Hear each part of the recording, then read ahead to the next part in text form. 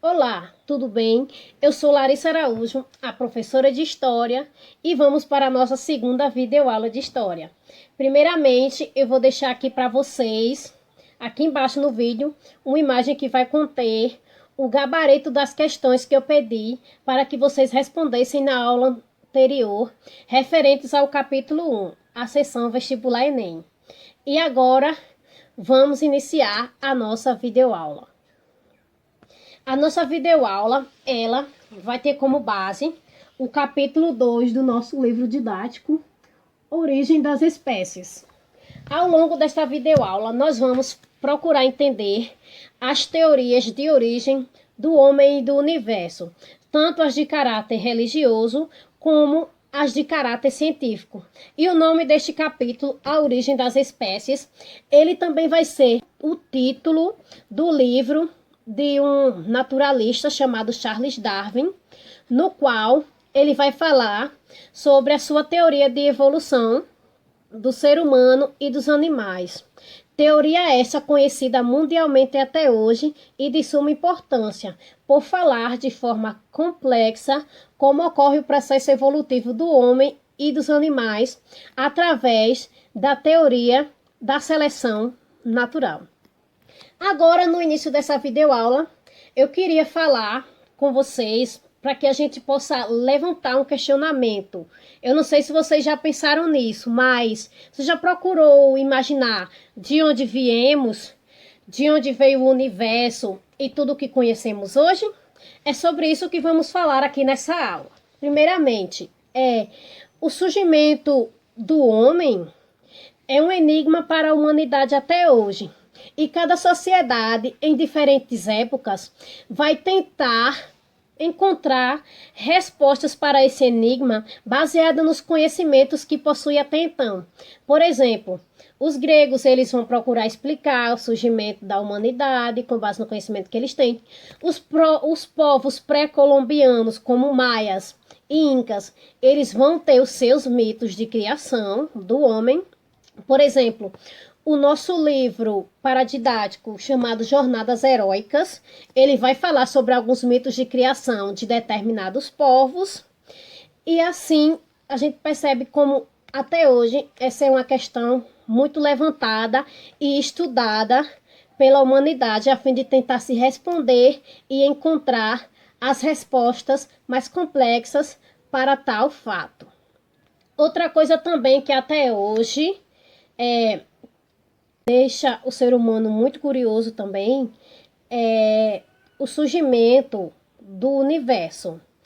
Por exemplo, na Grécia Antiga, eles vão relacionar o surgimento do universo à mitologia grega, da mesma forma que eles relacionavam os fenômenos naturais, pois eles tinham o deus do trovão, o deus do mar e assim por diante.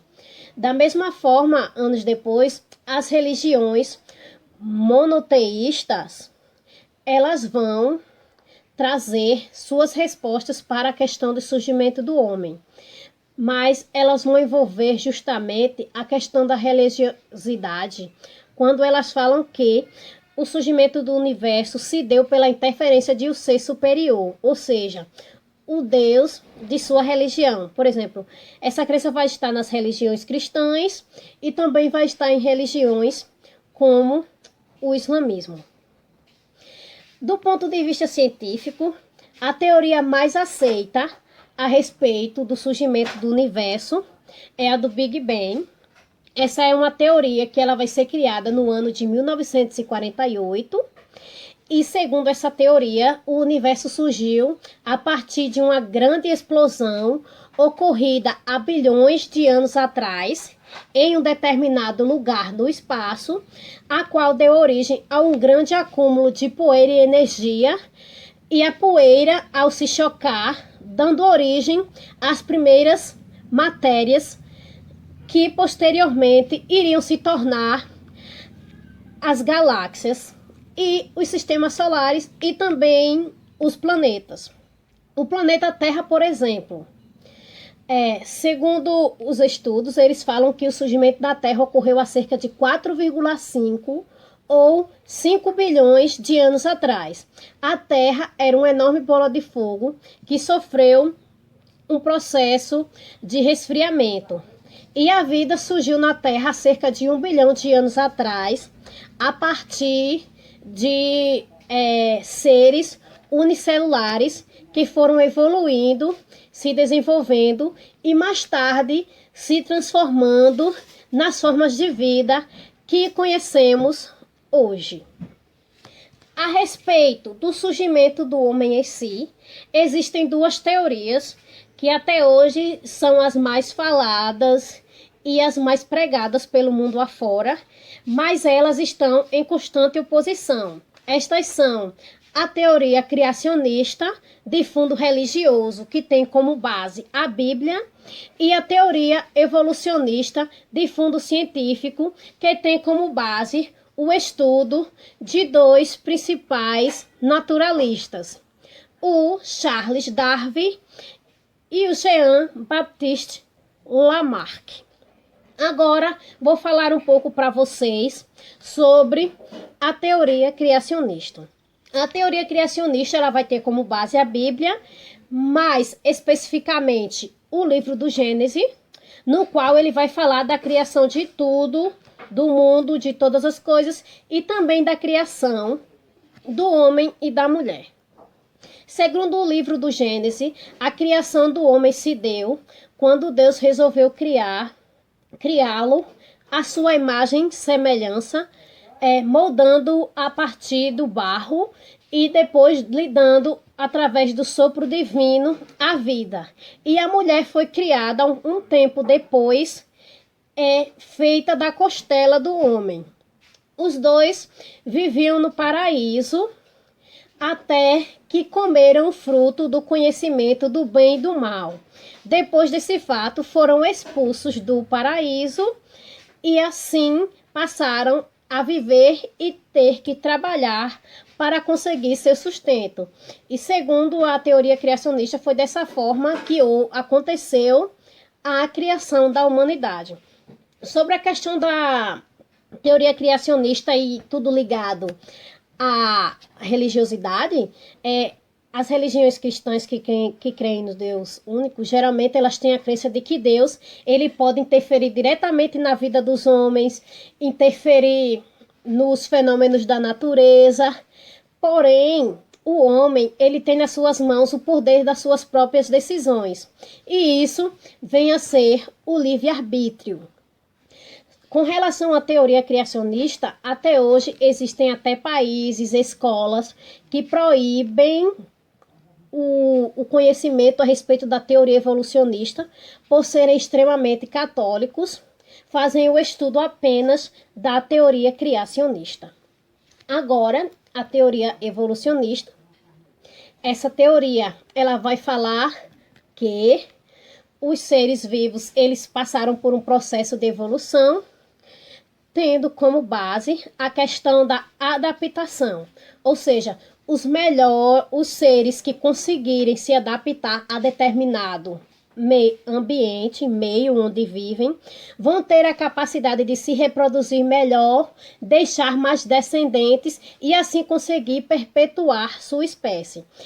E dessa forma, as diferentes espécies elas foram evoluindo e tentando se adaptar melhor a cada ambiente.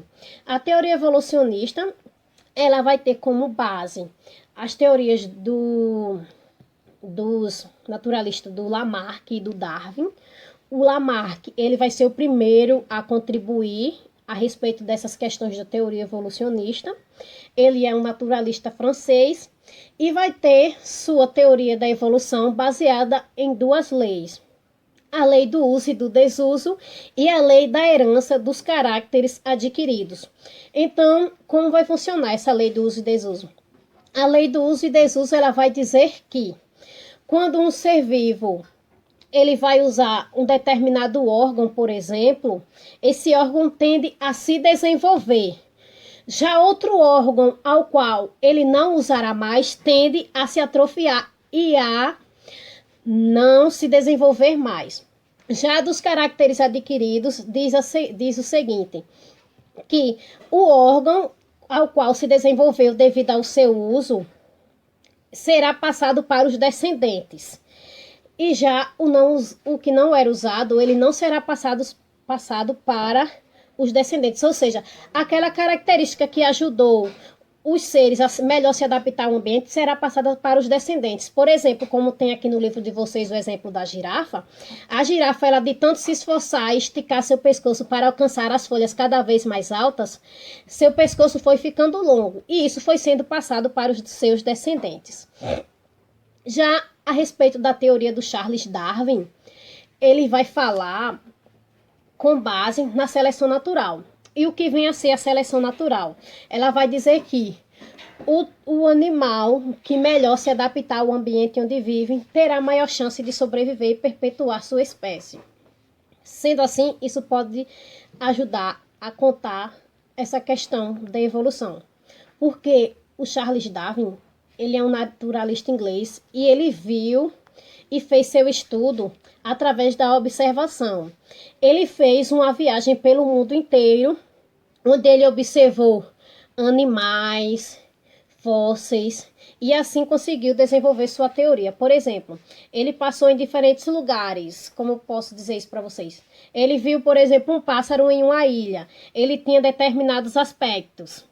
Aí ele viu em outra ilha um pássaro da mesma espécie do da ilha anterior, porém ele tinha aspectos diferentes. Por exemplo, ele tinha um bico mais curvado, ou tinha uma penagem mais escura do que o da ilha anterior, por exemplo.